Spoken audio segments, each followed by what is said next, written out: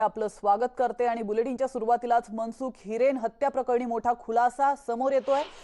मुझे इस झमेले में मुझे मत लो या एका वाक्यामुळे मनसुख याची हत्या झाल्याचं तपासात समोर आलंय। सूत्रांनी दिलेल्या माहितीनुसार 25 फेब्रुवारीला दक्षिण मुंबईतील कार मायकल रोडवर स्फोटकांनी भरलेली हिरव्या रंगाची गाडी सापडल्यानंतर त्याबद्दल ज्या बातम्या येऊ लागल्या आहेत किंवा चर्चा होऊ लागली आहे, या सर्वांमुळे मनसुख अत्यंत अस्वस्थ झाला होता।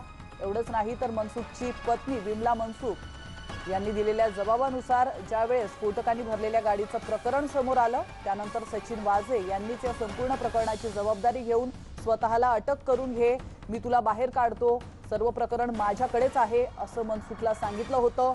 तर विमला यांनी हे आपल्या जबाबात म्हटलेलं होतं, पण या भानगडीत पडण्यास मनसुखने नकार दिल्याने सचिन वाझे आणि टीम यांचा मनसुखवरील विश्वास पूर्णपणे उडाला होता। तसंच मनसुख हा आपल्याला अडचणीत आणू शकतो, त्यामुळे मनसुखची हत्या करण्यात आली आहे असं महाराष्ट्र दहशतवाद विरोधी पथकाच्या सूत्रांनी दिलेल्या माहितीवरून स्पष्ट होतंय।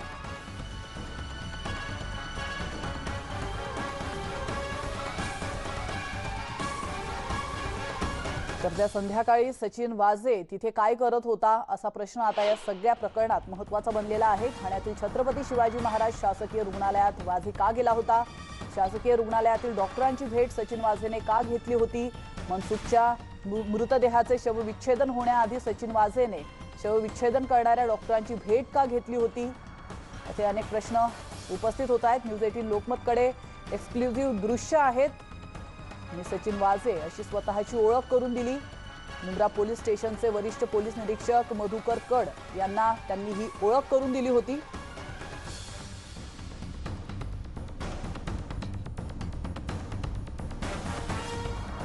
तर दिवसेंदिवस या प्रकरणामधून नवनवीन खुलासे होताना पाहायला मिळत आहेत। त्या संध्याकाळी सचिन वाझे त्या ठिकाणी काय करत होता असा प्रश्न आता सगळ्यांनाच पडलेला आहे। ठाण्यातील छत्रपती शिवाजी महाराज शासकीय रुग्णालयात वाझे गेला होता, तर तो त्या ठिकाणी का गेला होता? शासकीय रुग्णालयातील डॉक्टरांची भेट त्याने का घेतली होती? मनसुखच्या मृतदेहाचं शवविच्छेदन होण्याआधी सचिन वाझे शवविच्छेदन करणाऱ्या डॉक्टरांची त्याने भेट का घेतली होती? त्यानंतर न्यूज 18 लोकमतकडे ही सगळी एक्सक्लुझिव्ह दृश्य आहेत। आपण या दृश्यांच्या माध्यमातून देखील पाहू शकतो। मी सचिन वाझे अशी स्वतःची ओळख त्याने वरिष्ठ पोलीस निरीक्षक मधुकर कड यांना करून दिली होती।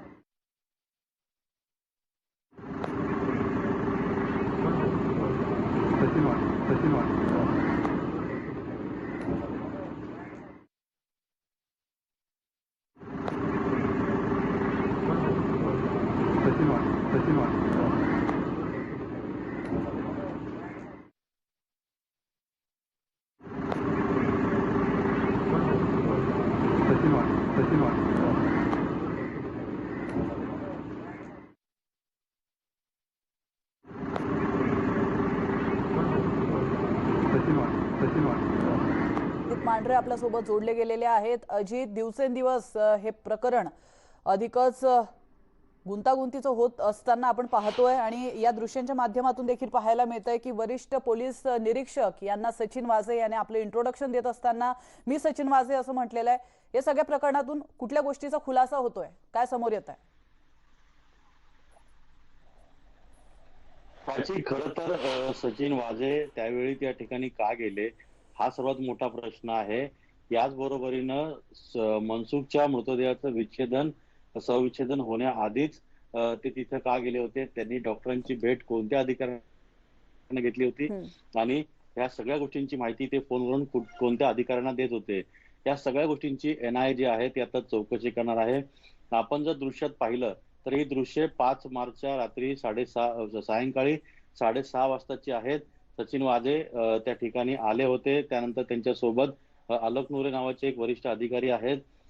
तिथे आल्यानंतर मुंब्रा पोलीस स्टेशनचे वरिष्ठ पोलीस निरीक्षक मधुकर कड हे त्या ठिकाणी उभे होते आणि त्यांनी मी सचिन वाझे अशी ओळख सचिन वाझेने स्वतः मधुकर कड यांना सांगितली। त्यानंतर अलक नूरे यांची ओळख करून दिली आणि थेट अलक नूरे आणि सचिन वाझे हे दोघेही मनसुख याच्या मृतदेहाचे जे डॉक्टर शवविच्छेदन करणार होते त्यांच्या कार्यालयामध्ये गेले. तिथे त्यांची काय चर्चा झाली, काय बोलणी झाली, कशा पद्धतीने सचिन वाझे यांनी त्यांची भेट घेतली आणि भेटीचं कारण काय होतं, या सगळ्या गोष्टीची आता एनआयए चौकशी करणार आहे.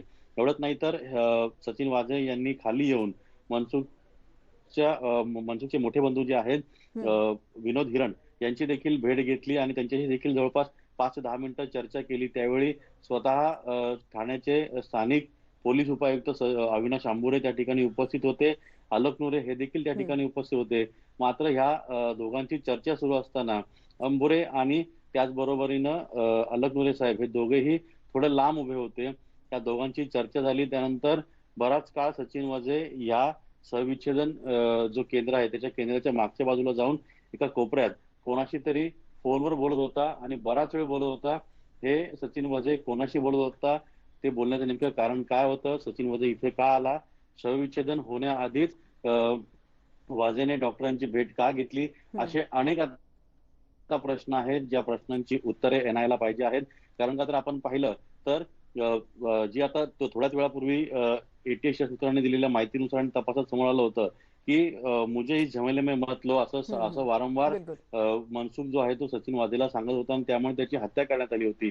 म्हणजे आदल्या रात्री सचिन वाझेने किंवा त्यांच्या टीमने त्याची हत्या केली आणि त्यानंतर थेट सचिन वाझे स्वतः त्याचा मृतदेह ज्या ठिकाणी आहे त्या ठिकाणी आले होते. म्हणजे यातून नेमकं त्यांना काय साध्य करायचं होतं किंवा पोस्टमॉर्टमच्या अहवालामध्ये काही छेडछाड करायची होती का, डॉक्टरांना तसं काय त्यांनी सांगितलं होतं का, किंवा डॉक्टरांनी तशी काही छेडछाड केली आहे का, किंवा असा काही प्रकार घडला आहे का किंवा नाही, या प्रश्नांची उत्तरं मिळवण्याकरता एनआयए आता छत्रपती शिवाजी महाराज शासकीय रुग्णालयातील जे शवविच्छेदन करणारे डॉक्टर आहेत या डॉक्टरांची देखील चौकशी करणार आहे. एटीएसनं याआधी चौकशी केलेली आहे, पण आता जे एनआयएचे अधिकारी आहेत ते देखील या डॉक्टरांची चौकशी करणार आहे. त्याचबरोबर यावेळी शवविच्छेदन करताना व्हिडिओ शूटिंग झालं होतं का याची देखील चौकशी केली जाणार आहे. जी माहिती मध्यंतरी समोर आली होती की या सगळ्या शवविच्छेदनाचं व्हिडिओ शूटिंग जे आहे ते करण्यात आलं नव्हतं, पण नंतर स्वतः पोलीस उपायुक्त अविनाश आंबुरे हे त्या ठिकाणी उपस्थित होते आणि त्यांनी हे देखील स्पष्ट केलं होतं की या शवविच्छेदनाची व्हिडिओ शूटिंग करण्यात आलेली आहे आणि एटीएसला ते देण्यात आलेलं आहे. त्यामुळे आता सचिन वाझे हे मनसुखच्या शवविच्छेदनाआधी तिथं का गेले होते, डॉक्टरांची भेट का घेतली होती, हे सर्व दृश्य जे आहेत ते न्यूज 18 लोकमतकडे आहेत आणि याची आता चौकशी देखील एनआयचे अधिकारी करणार आहेत. नक्कीच धन्यवाद अजित, तुम्ही दिलेल्या महत्त्वपूर्ण माहितीबद्दल. मनसुखची हत्या कशी झाली याचा सर्व तपशील हा न्यूज 18 लोकमतकडे आलेला आहे. या क्षणाची महत्त्वाची ब्रेकिंग न्यूज आपण पाहतोय. मनसुख यांना कसं मारलं, मारेकऱ्यांचा कट नेमका काय होता आणि तो कसा फसला, या सर्व गोष्टी आमच्याकडे आल्यात. अतिशय महत्त्वाची अपडेट आपण पाहतोय. सचिन वाझे घटनास्थळी संध्याकाळी त्या ठिकाणी कसा पोहोचला होता, त्यानंतर छत्रपती शिवाजी महाराज शासकीय रुग्णालयात वझे का गेला होता, शासकीय रुग्णालयातील डॉक्टरांची भेट वझेने का घेतली होती, असे अनेक प्रश्न आतापर्यंत सगळ्यांच्याच मनात आले होते आणि या सगळ्या प्रश्नांची उत्तरं आता न्यूज 18 लोकमत तुम्हाला नक्कीच देणार आहे. अतिशय महत्त्वाची अपडेट आपण पाहतोय.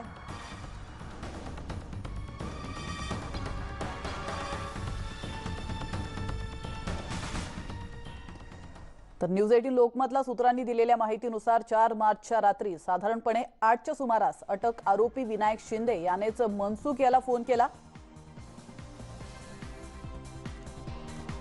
त्यानंतर मी कांदिवली क्राईम ब्रांच मधून तावडे बोलतोय असं शिंदे म्हणाला.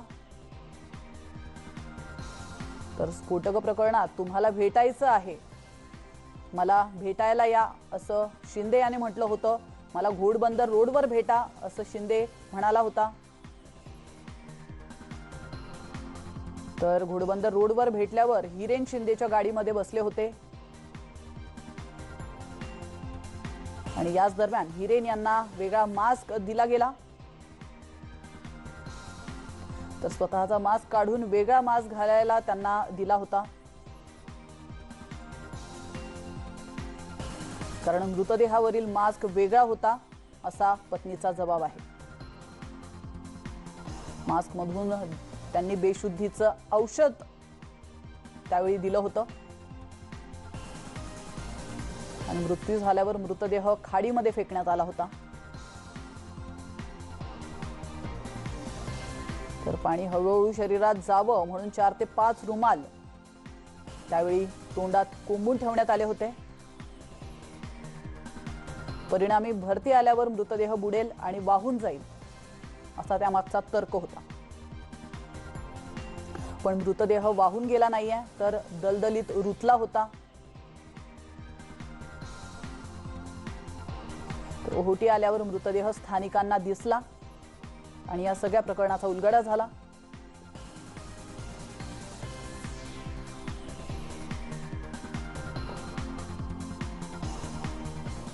तर वळतोय पुढच्या ब्रेकिंग न्यूजकडे। राज्याचे मुख्य सचिव सीताराम कुंटे यांनी बोलावली गृह विभागाच्या अधिकाऱ्यांची बैठक बोलावलेली आहे आणि या बैठकीला गृह विभागाचे अतिरिक्त मुख्य सचिव मनुकुमार श्रीवास्तव देखील उपस्थित आहेत। या क्षणाची महत्त्वाची अपडेट आपण पाहतोय। बेकायदेशीर फोन टॅपिंग प्रकरणी अहवाल तयार करण्यासाठी बैठक बोलावल्याची माहिती आहे। फोन टॅपिंग झालं तेव्हा कुंटे गृह विभागाचे अतिरिक्त मुख्य सचिव होते। आपल्याकडून या प्रकरणी रश्मी शुक्ला यांनी फोन टॅपिंगची परवानगी घेतली नसल्याचं काल कुंटे यांनी मुख्यमंत्र्यांना सांगितलंय। तसंच काही प्रमाणात फोन टॅपिंगची परवानगी एका नंबरची घेतली आणि दुसरेच नंबर टॅप केल्याचंही कुंटे यांनी मुख्यमंत्र्यांना सांगितलंय। याविषयी अधिक माहिती देण्यासाठी उदय जाधव आपल्यासोबत जोडले गेलेले आहेत। आपले प्रतिनिधी उदय, काय अधिक माहिती मिळते? थोड्याच वेळानंतर राज्याचे मुख्य सचिव सीताराम कुंटे यांनी गृह विभागाच्या अधिकाऱ्यांची एक महत्त्वाची बैठक बोलवली आहे। या बैठकीला गृह विभागाचे अतिरिक्त मुख्य सचिव सध्याचे मनुकुमार श्रीवास्तव हे देखील उपस्थित राहणार आहेत। या बैठकीमध्ये प्रामुख्याने एक विषयावरती गंभीर चर्चा केली जाणार, ते म्हणजे बेकायदेशीर फोन टॅपिंग प्रकरणी एक अहवाल तयार केला जाणार आहे, जो आरोप विरोधी पक्षनेते देवेंद्र फडणवीस यांनी महाविकास आघाडीवरती केलेला आहे, गृहमंत्री अनिल देशमुख यांच्यावरती केलेला आहे। त्या फोन टॅपिंग प्रकरणी जेव्हा हे फोन टॅपिंग झालेलं आहे गेल्या वर्षी 2020ला ऑगस्ट महिन्यामध्ये, त्यावेळेला सीताराम कुंटे हे त्यावेळेला गृह विभागाचे अतिरिक्त सचिव होते। त्यांच्या कार्यकाळात हे फोन टॅपिंग झालेलं आहे आणि नेमकं फोन टॅपिंगची परवानगी त्यावेळेला सीताराम कुंटे यांच्याकडनं घेण्यात आली होती का, याबद्दल प्रश्न उपस्थित केला गेला होता। कालच कॅबिनेट मीटिंग झालेली आहे। कॅबिनेट मीटिंगमध्ये मुख्यमंत्री उद्धव ठाकरे यांनी हा प्रश्न विचारल्यावरती सीताराम कुंटे यांनी या संदर्भात सविस्तर माहिती जी आहे तोंडी स्वरूपामध्ये दिली होती की अशा प्रकारची फोन टॅपिंगची परवानगी माझ्याकडे घेतली नाही। जी काही फोन टॅपिंगची एका नंबरची परवानगी घेतली होती, मात्र तो फोन नंबर टॅप न करता दुसरेच नंबर जे आहेत ते टॅप केले गेले होते, असं देखील स्पष्टीकरण राज्याचे मुख्य सचिव सीताराम कुंटे यांनी केलं होतं। त्यानंतर आता त्याचा सविस्तर एक अहवाल देखील तयार करण्यात येणार आहे की नेमक्या कोणत्या तारखेला कोणत्या वेळेला हे सर्व फोन टॅपिंग जे ते करण्यात आलेले होते आणि कोणत्या नंबरचे फोन टॅपिंग करणार होते, मात्र भलतेच नंबर जे आहेत ते फोन टॅपिंग करण्यात आले होते, त्याची सविस्तर माहिती एक अहवालामध्ये तयार केली जाणार आहे आणि ती मुख्यमंत्री उद्धव ठाकरे यांच्याकडे पाठवण्यात येणार आहे। नक्कीच धन्यवाद उदय, तुम्ही दिलेल्या महत्त्वपूर्ण माहितीबद्दल। इथं घेतो एक छोटासा ब्रेक, लगेचच परत येतोय। तुम्ही पाहत राहा न्यूज 18 लोकमत। त्या 2 मुलींसह विहिरीत उडी घेऊन पित्याने आत्महत्या केल्याची धक्कादायक घटना पुण्यात उघडकीस आली आहे। पुणे जिल्ह्यातील शिरूर तालुक्यातील तळेगाव ढमढेरे गावात घडलेल्या या घटनेमुळे परिसरामध्ये शोककळा पसरली आहे।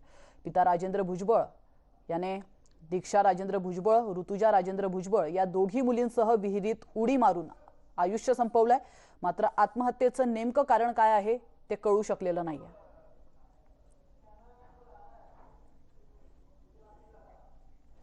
आणि यासोबतच बुलेटिनमध्ये वेळ झाली इथंच थांबण्याची, मात्र तुम्ही कुठेच जाऊ नका, पाहत रहा न्यूज 18 लोकमत।